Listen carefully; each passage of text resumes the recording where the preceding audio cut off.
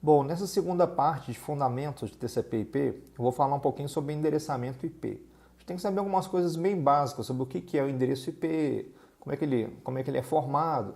Bom, o endereço IP é o endereço lógico que a sua máquina pega para navegar na internet, ou mesmo em rede local. Você pode receber esse endereço automaticamente via um servidor DHCP, por exemplo, que é um serviço de aplicação que fornece esse endereço, ou pode ser configurado manualmente. O endereço IPv4, que ainda é o mais utilizado, a versão mais utilizada, ele é composto dessa seguinte forma. Você tem 32 bits, no qual é separado por pedaços de 8 bits. Então esses pedaços são convertidos para decimal e dá, por exemplo, esse endereço aí, ó, 192.68.18.57. Veja no detalhe aí que fala uma coisa de porção de rede ou porção de host. O que é isso aí? Às vezes você pode ter redes muito grandes, né? Ou seja, uma quantidade muito grande de hosts, mas a quantidade de redes são pequenas. Como você pode ter muitas redes com poucas máquinas? Então, essa questão de definição, o que é rede e o que é máquina, o que é host, é uma coisa essencial quando você estuda endereçamento lógico. Então, isso entra num conceito, que vocês estão vendo aí no próximo slide, de classes. O IPv4 trabalhava muito com classes. Então, a classe A era uma classe que existiam poucas redes. Então, nós tínhamos aí, começava um endereço, todos os endereços IPs começando em 1, né?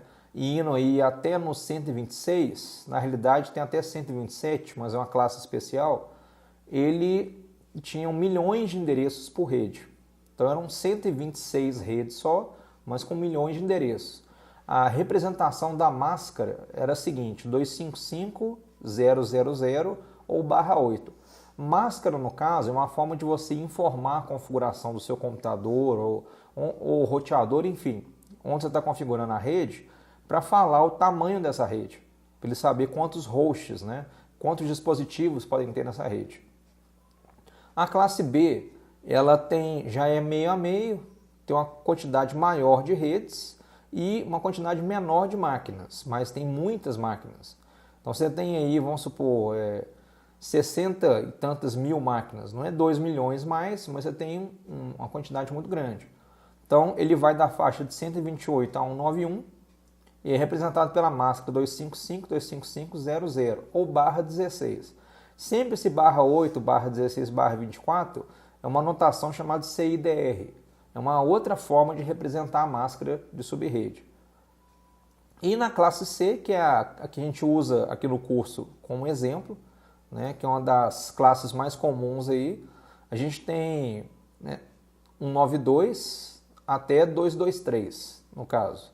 Então, ele é 255, 255, 255.0. Só lembrando aqui, por que tem esse 255 aí? Ele quer dizer o seguinte, todos esses octetos aí que estão como 255 é a parte da rede.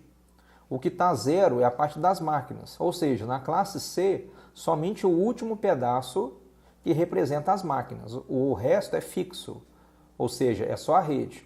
Então, se cada pedaço pode ir de 0 a 255, eu não posso usar o primeiro, porque representa a rede, e o último representa o endereço de broadcast, que eu vou explicar depois.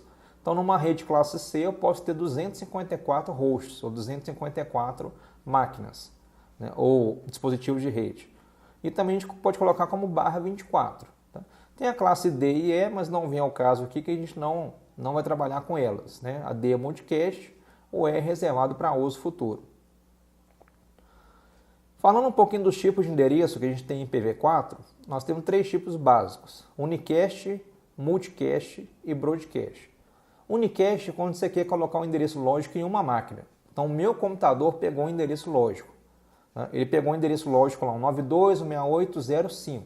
Então, aquele endereço é dele e dentro daquela rede, ninguém mais pode ter aquele endereço. Ele vai representar uma única máquina. Agora, eu tenho o endereço de broadcast. O de broadcast, que é o que eu disse antes, que é normalmente o último numa rede, ele é um endereço no qual você manda as coisas para ele repete para todo mundo. Então é como se ele representasse todas as máquinas da rede. Você mandou uma informação, aquela informação vai ser propagada para a rede toda. Tem também o multicast, que representa um grupo. né? Esse tipo de endereço, quando você manda uma informação para ele, não são todos necessariamente. Às vezes é um grupo de 5, 6 máquinas, 5, 6 dispositivos, né? Eles são representados por esse endereço multicast. A gente vai trabalhar aqui também mais com unicast e broadcast durante os nossos testes. Uma outra anotação que é importante também é a questão dos endereços públicos e privados. Endereço público é o endereço que você usa na internet. O endereço que qualquer pessoa consegue acessar o seu roteador, né, e consegue chegar, por exemplo, no seu modem, que você usando o endereço IP que você recebeu do seu provedor. Então, o endereço IP público é o que você recebe do seu provedor de internet.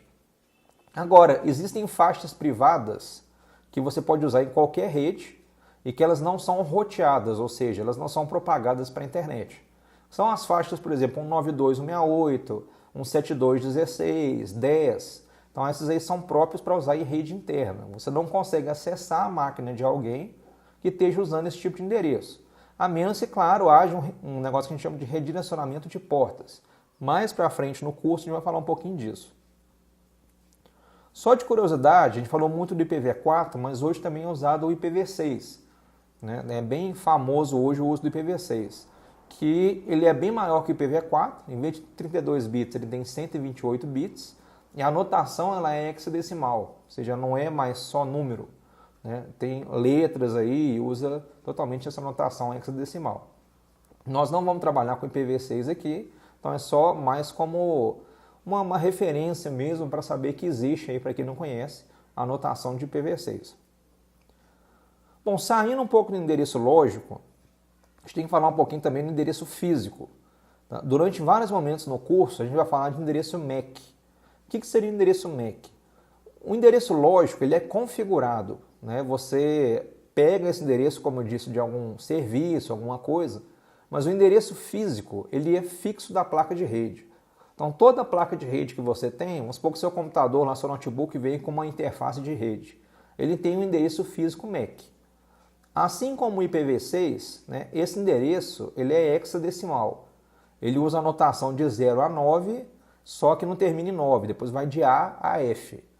Então, ele é composto de... A gente tem uma certa quantidade de caracteres, né, na realidade são 12 dígitos hexadecimais, no qual ele é dividido. Os 6 primeiros dígitos hexadecimais representam o fabricante. É o que a gente fala de identificador único da organização, ou OUI.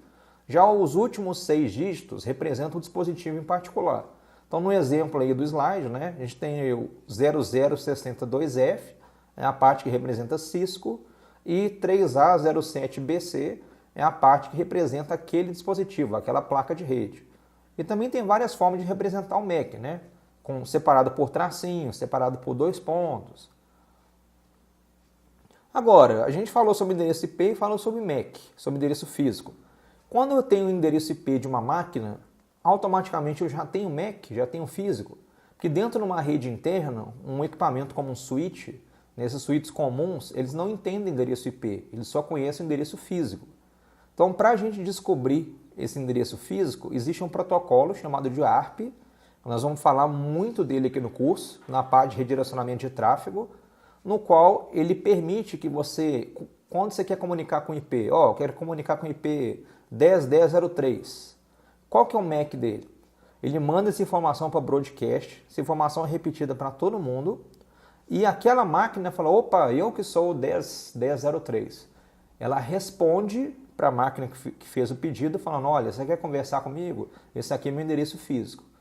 Então, esse é um protocolo essencial para o funcionamento de uma rede local. Como você vai ver depois, ele tem vários problemas de segurança que podem ser explorados também. Bom, pessoal, com isso, a gente fica aqui com essa introdução básica sobre rede. No próximo vídeo, nos próximos 2 vídeos, vai fazer uma introdução básica de comandos do Linux, só para dar uma visão superficial de alguns comandos que a gente vai precisar e vai utilizar durante o curso, ok? Então, até mais.